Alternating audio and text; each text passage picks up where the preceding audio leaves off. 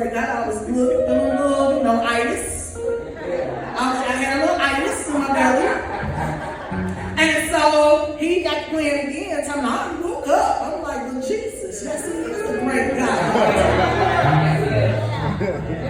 And so I bring greetings to you all. Amen. Giving honor to God, giving honor to Pastor and the First Lady Pipers for allowing me to be in this house today. I'm also honoring my own pastors. I come from Shepherd Heart, Pastor Maxine and Tyrone Gray.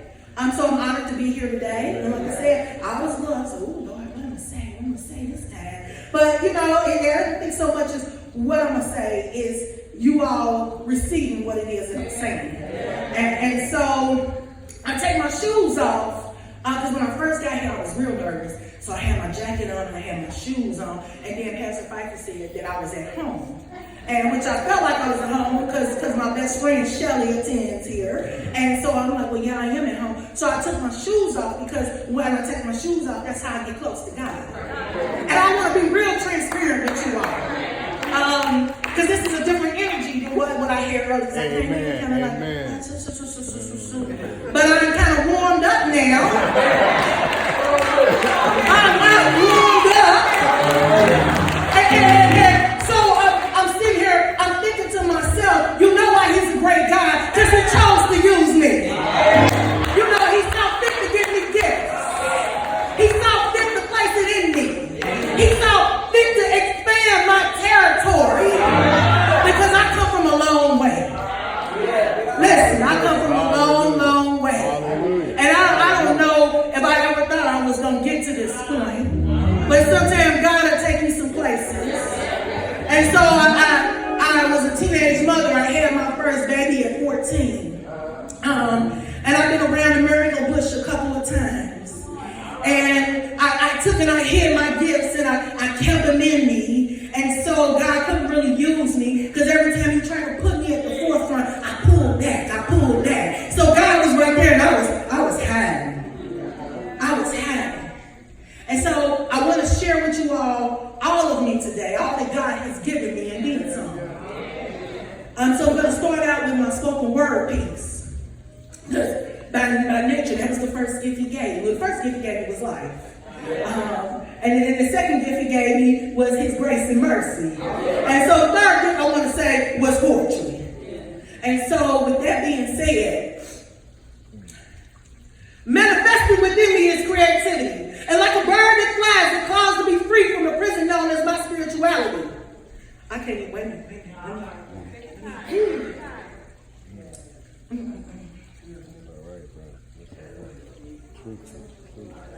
Manifesting within me is creativity. And like a bird that flies, it claws to be free from the prison known as my spirituality. And I'm going to stop right there because that's all he wants me to give you all. See, it's going to be different than first service. Because I want to talk to you about your gifts. And I want to talk to you about what he puts in your spirit. And so he said, Flo, they don't need to hear the poem. They just need to hear that spirituality right there. Because that's a gift. That's a gift. And so the word says that God gives us certain gifts. And I didn't even know this, but I'm learning it. Because I'm new at this. I'm a baby in Christ. And so he's working progressively on me. And so lately it's been in my mind, what am I leaving to my children? What is my inheritance that I'm contributing to the world? And so when we talk about the inheritance that we are leaving, whether it's to our kids or whether it's to our neighbors or whether it's to the world, we have to go to Matthew 25, 14 and 30. And last time I did this, I didn't know they had it up on the screen. So I noticed that. So if you will all stand with me for the word. I just didn't know. I was looking in the book, I was lost. And so Matthew 25, starting with verse 14, says, "For the kingdom of heaven is as a man traveling into a foreign country, who called his own servant and delivered into them his goods. And unto one he gave 5 talents, to another he gave 2, and to another one, to every man according to his several ability, and straightway took his journey. Then he that had received the 5 talents went and traded and made them others 5 talents. And likewise, he that received 2, he also gained other 2. But he that had received 1 went and digged in the earth and hid his Lord's money. After a long time, the Lord of those servants cometh and reckoned with them. And so he that had received 5 talents came and brought other 5 talents, saying, Lord, thou deliverest unto me 5 talents. Behold, I gained beside them 5 talents more.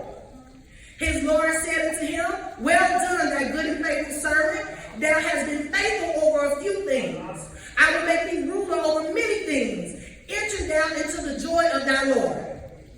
He also that had received 2 talents came and said, Lord, thou deliverest unto me 2 talents. Behold, I have gained 2 other talents beside them. His Lord said unto him, Well done, good and faithful servant. Thou hast been faithful over a few things. I make thee ruler over many things. Enter thou into the joy of thy Lord. Then he which had received the 1 talent, understand 1, came and said, Lord, I know thee, thou art an hard man, reaping where thou hast not sowed, and gathering where thou hast not strawed. And I was afraid. I went and hid thy talent in the earth, to there thou hast this.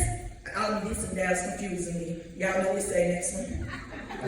His Lord answered and said to him, Thou wicked and slothful servant, thou knowest that I reap where I sow not, and gather where I have strawed. Now go down to 29 for me. 28, 29, because that's the most important thing that all is here. All of us important, but this is what touched me. For unto everyone that hath shall be given, and he shall have abundance. But from him that hath not shall be taken away, even that which he hath. He'll take away what you have. Says he's taking that, he'll take it away from you. He'll take it away from you. You can be seated. Now, the reason why this sticks out to me so, because I am a spoken word artist. And I've had the ability and the capability to go and do 2 CDs and 1 book. And I never thought that would happen because I was a little girl from the West End and, you know, had some problems and some issues in school and everything and stuff. But the thing about it was, I always said to God, I'm not a poet. I am a writer, I am a literist, I'm literate, whatever else, I didn't want to be a poet. And so then one day when I went to go try to write some poetry, I was unable to. And so I asked God, well, why am I not able to? What's going on? And he said, the one gift that I gave you, you didn't want it. I've been telling you to use this gift. And you've been taking and you've been hiding this gift, thinking that this gift wasn't enough. I say that to you all today. Just how many of you all think that your gift is not enough? And I say that because ain't nobody gonna raise their hand. I know you ain't. It's okay. You ain't gotta raise your hand. Because I know you're sitting here with a dream and a goal, something that you're supposed to be doing, and you ain't doing it because you had your gift. God called us to do things, even if it's in this house right here. But you ain't doing it. God can't even use you. You won't even open yourself up. So it's things that can be done right here in the house for his benefit, and rather than trying to figure out how to use that gift, how to open yourself up, you had that gift.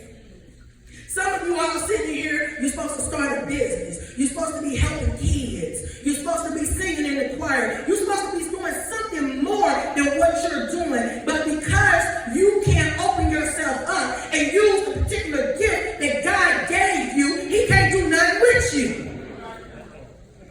And so the reason how I met Pastor Piper is because we were sitting and I was telling him how I make jam and jelly. I love making jam and jelly. I love making candy. I love candy. It's a strange thing, but I love it. And I don't do the pressure cooking can. I do the old-fashioned can with the water bag when you measure the tea. Y'all, I take it way back. And he asked me, he said, where do you come from? Because that is something in today's world that people do. Well, recently, August the 3rd, I lost my mother. She was 91 years old, and she was 8 days short of being 92. And I was explaining to him the reason why I started doing poetry far as being recorded and everything. Not because I wanted the world to hear me, because I wanted to leave my children an inheritance. And that's why I'm getting at. What kind of inheritance are you leaving your family? Yes. And so see, when we go, I'm going to my notes because I'll forget them. When we go, we define gifts as something bestowed without any particular effort by the recipient. So a gift is something, a talent is a natural ability that God has placed in you that you should be using, but you won't use it. Now, not everybody, some of us is using our gifts, but some of us use one gift and still won't open up so He can use us for more gifts. Because see, once I started using the gift of poetry, God expanded me and said, okay, now you can do some gardening, and now you can do some canning. And here I was thinking I was doing all this for my own enjoyment, not realizing He was leaving me an inheritance. He was giving me a gift so I could give my children an inheritance. So that's what it's about. So when we see children in today's world, when we see people, and you question, they just ain't doing nothing with their life. Now they're just sitting back, they don't know what they want to do. You got to look and say, what kind of inheritance was they left? And so when we look at the word inheritance, I'm going back to my notes here. It means the genetic character transmitted from parent to offspring and taken collectively. It says a portion birthright heritage. So in other words, it's your birthright. That don't mean you gotta be from mother to daughter. It's your birthright for inheritance. Yeah. But when we think about inheritance, we think about material objects. We start thinking about money. We start thinking about property. We start thinking about insurance policy. The inheritance ain't got nothing to do with that. Nothing. The inheritance comes from your gifts. Amen. But if you're sitting here being closed, then are you allowing God to use your gifts? The bigger question, are you allowing people to inherit your mess? See, that's an even bigger question, because people can inherit your mess as well and stuff. Especially when we ain't got ourselves together. People think they got themselves together and they just done made a big mess out of everything. And that mess transfers over. So when you see children, and I want to speak because I work with children. I love my job. I work with preschool promise. God has given me the ability to say, hey, help get the babies in preschool. But a lot of times when I'm talking to the parents, I'm talking to their mess. And so then when we look at our children and we wonder what's going on with them, why little Johnny acting up, why he ain't doing right, and they grow into these people, and we think, where is their spirit and stuff? Ask the question, what did they inherit? What gifts were bestowed, or what curses was bestowed upon them? Because see, sometimes you get a gift, sometimes you get a curse. Especially if you ain't wise enough to say, well, here is my gift. Let me use it. Yeah. And so the gifts that, wait a minute, I had it up now. Go to Isaiah 11, 1 and 2. Mm-hmm. So I can poke them gifts because I think everybody needs to know these gifts because they're your birthright given gifts. You were entitled to them. Can't nobody take them from you. Yes, Lord. You got me up there? It's coming. It's on the way. He laughing. Yeah, when she had warmed up, I couldn't even get her to look up here earlier. That's all right. So, and the Spirit of the Lord shall rest upon him, the Spirit of wisdom and understanding, the Spirit of counsel and might, the Spirit of knowledge, and of the fear of the Lord. So here it is, we ain't passing on no wisdom to our kids. We ain't giving them no knowledge. We talking to little Matthew. He won't listen. I don't want to talk to him no more. We shut him down. We saying he ain't paying me no attention. I ain't going to keep talking to him. It is your duty to pass that gift on. That is your responsibility. God has given you a responsibility to pass your gift, your legacy, and your inheritance on. But the first thing that got to happen, you got to be willing to use your gift. I'm going to keep saying that to y'all. Because somebody in here ain't doing something. Somebody in here, your pastor know you best. But somebody in here ain't doing what they're supposed to do. Somebody ain't got it in their mind. They ain't good enough to do what they're supposed to do, or they too old to do what they're supposed to do. So we got some people in here, because I feel the greatness in the room. Come on. We got some people in here that got some things going on. They can have some things going on that need to be expanded. But you all are saying, oh Lord, I ain't got time for that. Because you got to have time with your gift. You got to make time for your gift. Be free, girl. And I'm telling you, this is totally different what I talked about this morning. So the atmosphere is definitely different. Be free, girl. You got to make time for your gift. I don't care how much you got going on. Because it's your gift. But at the same time, you got to be willing to pass that gift on. You know they say we like crabs in a bucket. We got talents and things, but we don't want the next person to go to the top. So we keep pulling them down. We won't share with them how it is we got there. We don't want to tell them what made us successful and everything, because we're just pulling each other down. You know, the crabs in the bucket, one trying to get to the top so he can get free. So they keep reaching with the claw, pulling the other one down. And every time one thinks it's getting somewhere, the other one pull it down. The other one pull it down. Quit pulling people down. And if you ain't using your gift, you're pulling people down.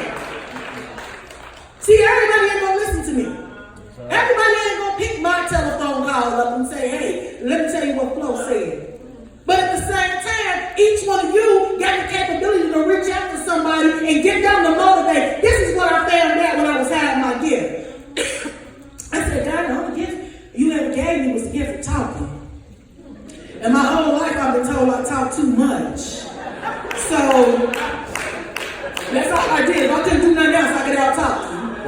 Yeah, I could out talk. Gotcha. And so when it came to talking and sharing my poetry, because I was told not to talk so much, I started being quiet. I was shy. Even when I got here this morning, I'm like, I don't know how they're going to receive me. Thank God for a husband, because he finding a wife is a good thing. Because he poured into me all the time. So he like, no, you go forth and do what it is God wants you to do. And so what I learned was, with that one gift that I had, I could motivate everybody else to use that gift. So it's no coincidence that I'm here today. At first I thought it was. I said, you don't even know me. He bringing me here. I said, God, I don't know if I'm ready for this. I was running, and God said, there you go, trying to have that gift again. Now in multitude, I'm poured in you. And I gotta do it because I don't want to lose my gift. And so when you don't use your gift, you will lose your gift. Come on, you know how they say, use it or lose it. Come on. So some of you out here talking about who you could have been, what you was gonna do, but you ain't never gonna do it because you done lost the gift. You done lost. You didn't even know you done lost your gift. Yeah. You've been shortchanged. They ain't cheated you. All because they didn't tell you who it was that you were supposed to be in God's kingdom. Yeah. You got a place in God's kingdom. You got the inheritance. He got something with your name on it. And see, instead of you walking and saying, give it to me, God, I want it. I want you to use all of me. You walking away from it. I don't understand it. And God has already entitled you to something. It was already written in His Word. That this is what you could get. This is what you deserve. This was who you gonna be. Why would you walk away from it? God got enough of me or other people in the world. He don't need nobody else doing halfway nothing. He need all of you. He need to get in there, and he needs for you to want what it is that he got for you. And part of the reason why is because he needs for you to pass that on. See, because he put us here on this battlefield to teach each other, to heal each other, to work with each other, to spread the gospel. But some of y'all won't even tell him what he's doing in your life. He can't use you. So when you lose your gift, you sitting around talking about, you know, back in the day, I was real good at it. I used to make cakes. And, you know, I could have been a baker. I was a singer, but you know, then I got sometimes something just got in my throat that got where I couldn't get a sing. But you ain't never singing in the first place. That's all right. Y'all don't feel me. Y'all can be mad. Talking about I know y'all story. I don't care. I care, but I don't care. You know. Proverbs 13:22. Yes. Keep it.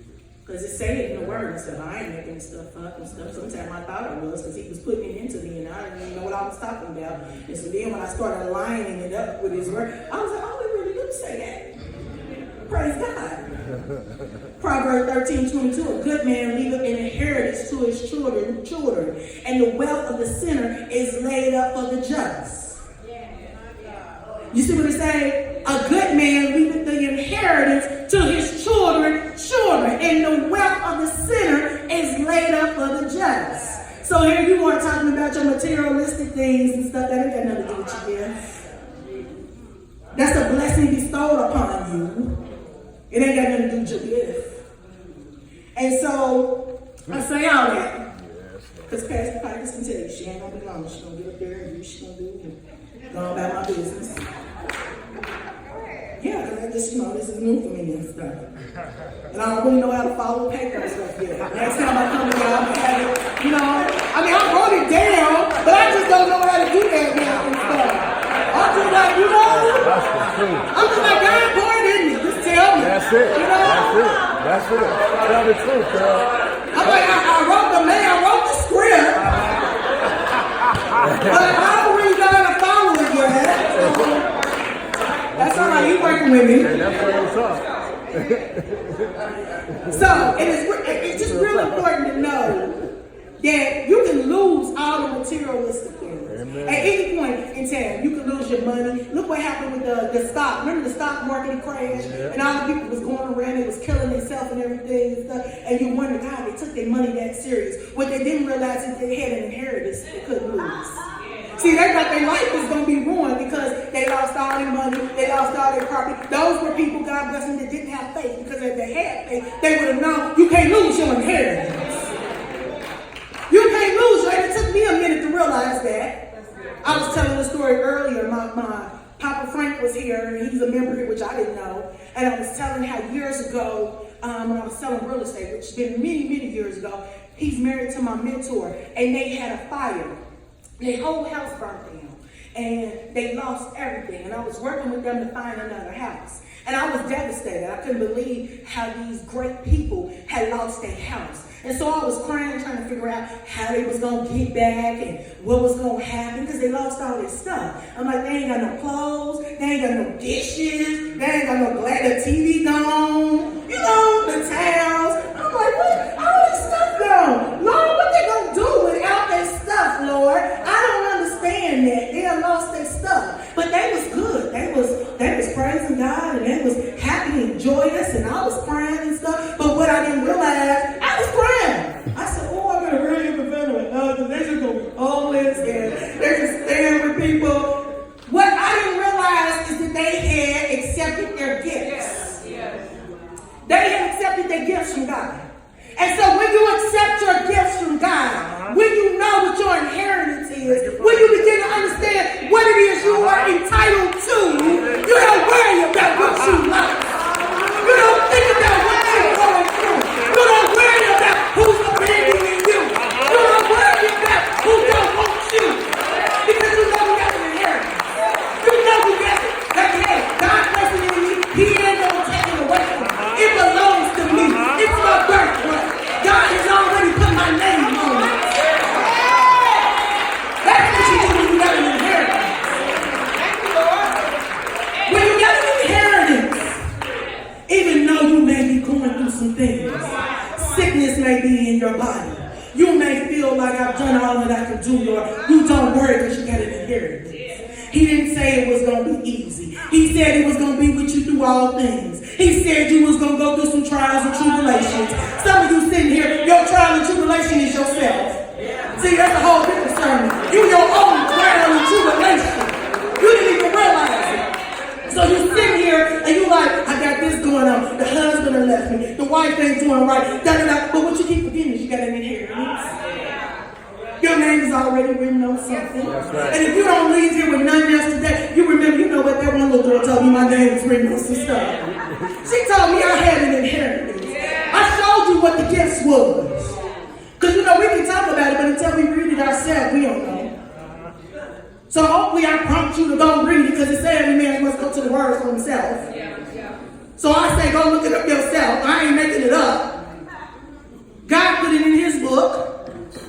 And so I say all that because what I began to do is pray the prayers of Jabez, asking him to expand my territory. And my territory would be my person. My territory would be myself. You know, sometimes people say, God, you do a whole lot. You stretch. I'm only doing what God allowed me to do. I'm only going where he want me to be. Because I know he ain't going to place me in the wrong thing. I'm only going, like I said, I lost my mother.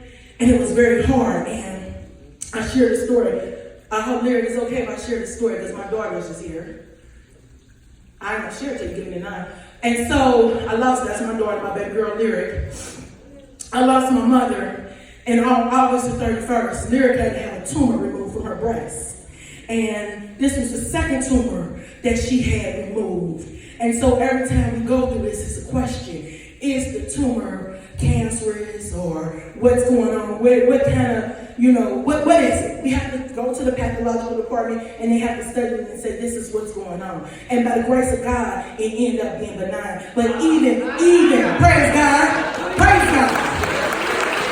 But see, here's the thing. I had put myself in the mindset of God, you gave me an inheritance. And so no matter what I go through, I'm going to go ahead and go through it with you. Because I seen my mother lose 7 kids. She never cried. She never wept. Because what she said was, they belong to God. See, they were just part of my inheritance that he gave me. And so when you go through things, don't feel sorry for yourself. Because that's the trick of the enemy. The enemy wants you to think you ain't got nothing coming with God. You don't deserve nothing. He don't care nothing about you. And then we get lost. And when we get lost, we lose our relationship. Relationship means stay connected to God. And so when we lose our connection, we lose the capability to tap onto our gifts. When we lose our connection, we forget about what our inheritance is. He already told you what your inheritance is. The question is, are you going to go get it? Are you going to be ready for it? Are you going to open yourself up for it? So I say that all today to say, now, I just came here because Pastor Piper said, come on out, Flo, and tell them about it. You ain't got to believe me. Look it up for yourself. But as the day goes on and tomorrow comes, keep saying to yourself, I got an inheritance with my name on it. It is my birthright. I am entitled to it. Can't nobody take it away from me. And that's what I want you to remember.